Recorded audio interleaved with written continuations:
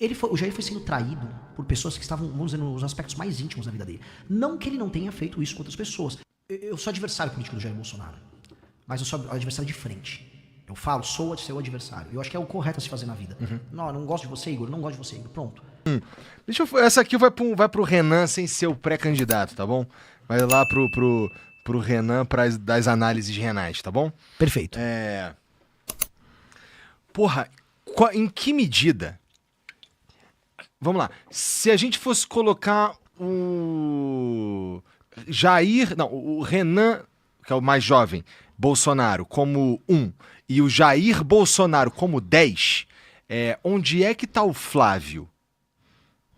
Em qual critério tá essa escala? É uma escala de... É difícil, assim, porque carisma, porque Não é carisma, não. É de habilidade política. Habilidade política. Eu acho que o Flávio tem mais habilidade do que o Jair. Acho que o Jair tá mais próximo do Jair Renan. Então, mas calma aí. Você acha, então, que o Jair Bolsonaro pai me parece... O Flávio me parece dar mais mole, tá? Ele me parece se envolver com dinheiro com lance de chocolate. Ele me parece ser o cara que compra uma casa do jeito esquisito, o cara que se envolve com o Banco Master, entendeu? Aí a gente pode parar a pensar, e fazendo advogado do diabo do próprio pai, do Bolsonaro aqui, eu diria que, porra, esse cara, eu até acredito que ele não foi tão corrupto, mas não sei se é porque ele não quis ou se é porque não chamaram, tá ligado? Porque tem uma diferença aí de jogar... O cara que joga o jogo, ele pode participar de coisas que o outro não. Então o Bolsonaro, por exemplo, por ser meio barulhento e tudo mais, ele fala umas paradas, fico pensando, tá? O que lhe coube foi o lance lá da casa funcional, lá do apartamento. O que lhe coube foi um golpe ali na gasolina, lá nos anos 70, entendeu? O que lhe coube foi umas paradinhas assim. O Flávio, por ser mais habilidoso, ele se enfiou melhor nesses meios, ele ficou mais... Ele se tornou mais centrão, de certa forma, ou um centrão menos barulhento, a ponto de conseguir estar nessas coisas um pouco maiores, sabe? Porque o que consta contra o Flávio, escândalos ou problemas nesse sentido, maiores do que consta contra Jair Bolsonaro. Talvez o principal problema de Jair Bolsonaro seja a condição da pandemia. Olha, uau! E assim, claro... Gloriosa conceituação. Porque assim, eu também acho que é uma força você não se envolver em escândalos. Na política isso não é considerado uma força. O ato de conversar bem com os outros para você não se dar mal costuma ser visto pela política institucional assim como, pô, esse cara é habilidoso. Então, de acordo com a regra geral da política, que não é o que você falou, eu acho que você tá certo, porque é a minha régua essa aí. A régua deles, o Flávio é visto como mais habilidoso. Por quê? Porque ele não foi preso. Por quê? Porque ele é envolvido com o Cláudio Castro, ele é envolvido com esqueci, o Bacelar, TH Joias, é uma galera muito podre. E, cara, ele se segura, ele não perdeu o mandato de senador com o negócio da rachadinha, ele ficou próximo dos caras do STF. Então, nessa régua, ele seria mais habilidoso. Mas eu acho que a carreira dele é muito estreita, ele não pode fazer nada. Ele é um candidato sem graça, ele é um candidato que não vai poder fazer nada se tornar presidente. Eu nem acho que ele ganha pra presidente, na verdade ele não ganha pra presidente. Então, eu acho que ele tem um limite que ele pode chegar. Nisso o pai foi melhor, porque o pai... acho que o pai não gastou a energia dele se envolvendo em escândalos. Por mais que o pai também gostasse de dinheiro, gostasse, né, tem as propriedades. Eles todos. O pai também estava envolvido no escândalo da rachadinha. Aconteceu em todos os gabinetes, incluindo o do Jair. Mas eu acho que o Jair não tinha, vamos colocar assim, hiperfoco em corrupção como o Flávio. O Flávio, ele tinha. Assim, o Flávio foi muito focado nisso na carreira dele toda. E isso é uma força do pai. Então, nessa régua do Igor, vou botar a régua do Igor, que eu concordo com ela, aí sim a gente pode fazer o seguinte desenho. O Jair e o Eduardo estão melhores. O Jair Renan, logo que ele, assim, ele nem tinha concorrido a nada, ele já tinha um escritório de lobby que ele estava trabalhando lá em Brasília e já está sendo investigado por isso. Então, assim, ele já começou muito mal. Então, vamos botar o Jair Renan e o Flávio lá no final da escala. O Carluxo, ele tá fora da escala, porque ele é biruta, então não conta muito. Biruta. E fica por aí. Tá bom. Agora, vamos botar quem tá melhor do que todos eles? A Michelle. Isso não é interessante, mas a Michelle não seria... A gente já fala do Lula, viu, família? A gente já vai pro Lula. Mas a Michelle não seria a família Bolsonaro entregando um capital político para alguém que pode só abandonar o barco? Porque a Michelle Bolsonaro ela não é filha ela é a esposa do Bolsonaro, né? Uhum. Ela carrega o nome Bolsonaro porque ela se casou com ele. Ela pode, vamos dizer que o Flávio derreta tanto a ponto de ter que colocar a Michelle, que já teve bolsonarista, inclusive com mensagens vazadas, acho que do Paulo Bilinski, dizendo que preferia que ganhe o Lula, então. Então tem um problema ali de Michelle Bolsonaro, mas vamos dizer que se escolha e ela ganha e ela desembarca. Imagina isso. Cara, eu acho que é isso. Todos os membros da família Bolsonaro têm certeza, incluindo o Jair. Todos têm certeza disso. Eu acho que o Jair já percebeu o que tá rolando. Porque rolou uma coisa muito feia com ele. Ó, eu sou adversário político do Jair Bolsonaro. Mas eu sou adversário de frente. Eu falo, sou seu adversário. Eu acho que é o correto a se fazer na vida. Uhum. Não gosto de você, Igor. Não gosto de você, Igor. Pronto. E agora... o Jair foi sendo traído por pessoas que estavam, vamos dizer, nos aspectos mais íntimos da vida dele. Não que ele não tenha feito isso com outras pessoas. Fez isso com o Bebiano, ele fez isso com o Santos Cruz, com aquela Sarah Winter. Um monte de gente que ele larga. Ele usa a pessoa e descarta como se a pessoa fosse... Né? Não vou usar um exemplo nojento, mas assim, ele usa como se fosse uma embalagem de um chocolate. Ele come o chocolate e joga fora. Então ele tá pagando um preço disso com as pessoas no entorno, né, no universo mais íntimo dele. E isso está acontecendo com a Michelle. A Michelle passou a desautorizar o que ele e os filhos decidiam em vários lugares. No Ceará aconteceu isso. A Michelle passou a atuar junto com o Nicolas e com, sei lá, Silas Malafaia. Ela é uma operadora política que tem um projeto próprio. E ela, acho que se seduziu pela fama, e ela começou a operar para além do interesse familiar, que inclui os filhos. O Jair, no fim do dia, é um homem primitivo. Ele é um homem muito simples. Nessa simplicidade dele, entre a mulher e a prole, ele vai ficar com a prole.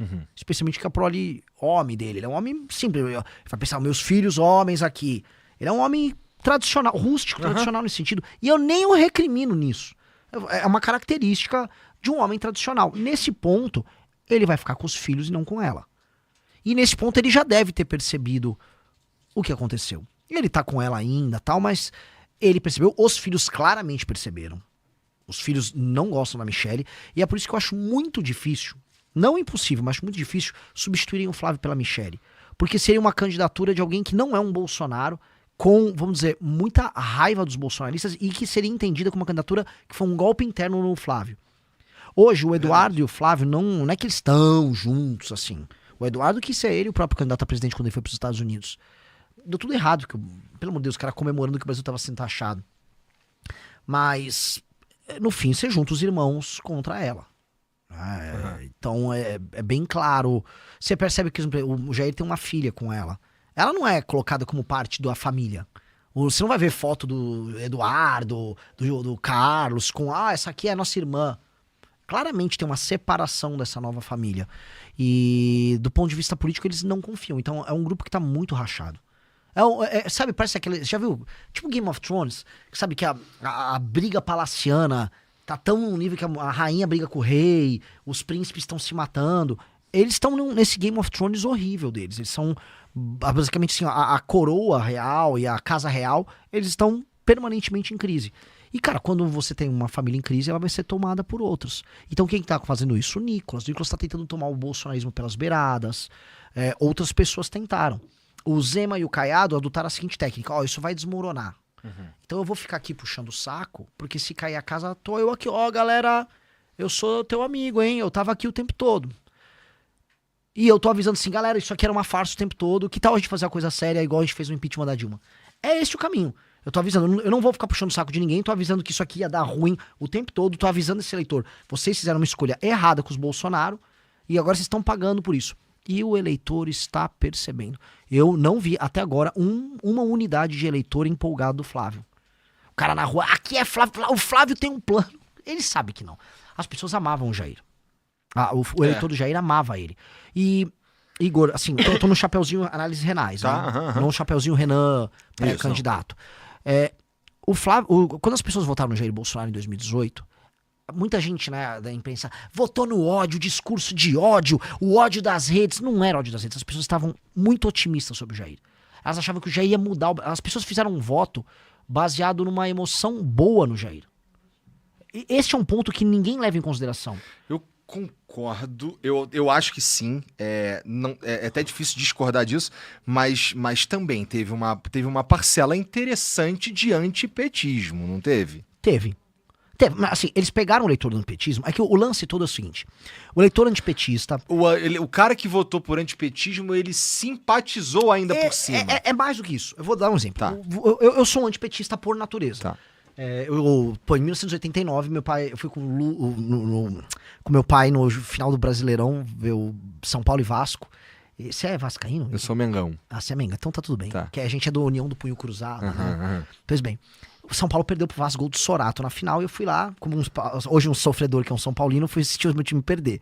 E o Lula tava lá, fui torcer pro Vasco. Aí meu pai mostrou o Lula, eu xinguei o Lula, mandei o Lula tomar naquele lugar, que eu já, né, enfim. Então minha família sempre foi antipetista. O antipetista nunca teve um candidato antipetista pra votar. Tipo, esse aqui é o meu cara. A gente votava porque a gente tinha medo do PT. Ah, o Fernando Henrique foi um bom presidente. Mas as pessoas vão falar, que é FHC. Nunca existiu isso. Quando vem os anos 2000, aí você tinha que votar assim. Aécio, Alckmin, Serra. Quando o MBL surge, e acho que esse é o grande mérito nosso, a gente falou, cara, você tá cansado de perder. Você tá cansado de ver o Lula ganhar e roubar e nada acontecer, escândalo de mensalão, petrolão. Cara, vamos derrubar esses caras. Vamos parar de perder. Mas vamos derrubar na regra do jogo, vamos fazer as maiores manifestações. E aí esse eleitor começou a ter lava-jato, manifestação. Então esse eleitor que ele tinha uma coisa política negativa, de negação ao PT, ele começou a ficar, vencendo, 2, otimista. Pô, vamos tirar esses ladrões, o Brasil vai melhorar, o Brasil vai dar certo, o Brasil vai porrar. Pô, vamos lá. Então a galera entrou numa vibe otimista. Quando você fica muito otimista, o que acontece? Em tudo na vida, você fica meio otário também. Você abre suas defesas, porque você tá otimista, e alguém pode te levar a erro. Essa pessoa, quem foi o candidato que pintou nesse processo quando ele tava otimista, foi o Bolsonaro. A pessoa identificou o Bolsonaro como... Pô, ele é que nem eu, ele quer matar os vagabundos, ele não é ladrão, ele tá apontando o dedo pros corruptos, ele é carismático, ele faz arminha. Mas tu acha que a construção desse cara também... Porque assim, quando a gente tá falando de um ponto em 2018, né? É claro que tem uma construção que vem antes, tem todos os escândalos, é a história que você estava contando. E o Bolsonaro, ele vem construindo uma reputação que essa, pra mim, é a maior mistério, é uma reputação de mito. Ali, a partir de 2016 pra frente, eu lembro, cara, sabe por que eu lembro? Porque eu tinha um canal de videogame antes, eu fazia vídeo de Mario Maker, sabe qual é? Mas de vez em quando eu fazia uns vlogs. Sim. E aí, teve um dia que os caras estavam indo nos meus vídeos lá, que eu não falava muito de política, mas não falava de política, os caras iam falar de Bolsonaro, de mito, não sei o quê. 2016. Isso. E eu vi as coisas que estavam acontecendo no mundo, né? E eu fiz um vlog pra falar, porra, mito? Calma aí, cara. O cara tá aí há mó tempão, deputado, ele não é exatamente o outsider, tá ligado? O que eu quero dizer é, lá em 2016 ele tava já construindo uma reputação de mito, e em 2018 ele sei lá, contou com a circunstância, né, de não ter o Lula, por exemplo, pra disputar, e levou. Sim, foi exatamente isso. Foi exatamente isso. E a construção do mito... pensa assim, o nome mito estava sendo usado não na política brasileira, mas o Rogério Ceni, ele tinha sido chamado de mito. E aí tinha na iconografia da internet essa coisa de chamar os outros de mito. Então era o mito Ceni. Esse foi um dos primeiros caras grandes a ter o nome mito. Ele é um mito. Eu lembro que eu fiz uma pré-campanha para deputado estadual, não, uma campanha para deputado estadual do Paulo Batista, que ele era chamado de mito também pelas pessoas. E o Bolsonaro também era chamado de mito. Esse lance do mito era uma coisa de internet, de não quer futebol. Dizer que é um... Não, é que ele era um meme legal. Era legal você trollar na internet com o Bolsonaro. Era legal você gravar via. Tu diria que o Bolsonaro era o 6'7" da época? Ele era. Ele foi. Por isso que, repara assim, quem estava na tua live, está fazendo o live de Mário, você não era uma senhora de 60 anos, que é o público do Bolsonaro agora. Era um garoto. O garoto, ele começa a campanha. Todo o fenômeno de política ou de meme começa com, em geral, homens jovens. Existem os memes de esquerda, os memes de, sei lá, memes gays. Existe um universo próprio. O grande meme da internet, entretanto, ele envolve muito futebol, game, zoeira, e ele é mais à direita. Esse meme, Bolsonaro surge nesse seio como meme, e aí ele cresce como meme, e aí as pessoas não souberam separar o que era o meme do que era o homem real. O Bolsonaro era um político falho, com vários problemas, beleza, mas não, ele é um mito. Não, vai ser demais. E aí ele era um homem muito falho, e as pessoas queriam acreditar que ele era o mito. Então as pessoas votaram no mito porque elas estavam muito otimistas, o Bolsonaro vai pra eleição, ele ganha a eleição, ele tem um evento que é um evento quase profético, o negócio da facada, sobreviver à facada. E aí as pessoas acharam que criou quase simbolicamente falando, um rito de passagem. Ele toma uma facada e ele se torna outra coisa. E aí ele ganha a eleição, só que quem conhecia o Bolsonaro sabe sim que o Bolsonaro é um homem muito simples, não entende nada do que tá fazendo, tem seus problemas de corrupção e não sabe nada como resolver os problemas do Brasil. Ele só sabia falar os chavões. Cara, ele vira presidente e foi aquilo que a gente viu. Então, assim, quando você vota num meme, você tem as consequências de votar num meme. Mas as pessoas votaram num meme porque elas estavam otimistas. E era um sentimento bom que elas tinham com relação ao Bolsonaro. Pois bem, hoje não existe esse sentimento bom com o Flávio. Hoje as pessoas justificam a votação no Flávio, dizendo ele tem chance contra o Lula. É só isso. Ele tá na frente na pesquisa, o que vira quase uma profecia autorrealizável na cabeça deles. Se eu ficar falando que ele tá na frente da pesquisa, ele vai ficar na frente da pesquisa, e aí ele pode ficar na frente da pesquisa, e aí eu justifico que ele tá na frente da pesquisa. O lance é alguém avisar, cara, ele perde do Lula. Tudo desmorona. E pra quem tem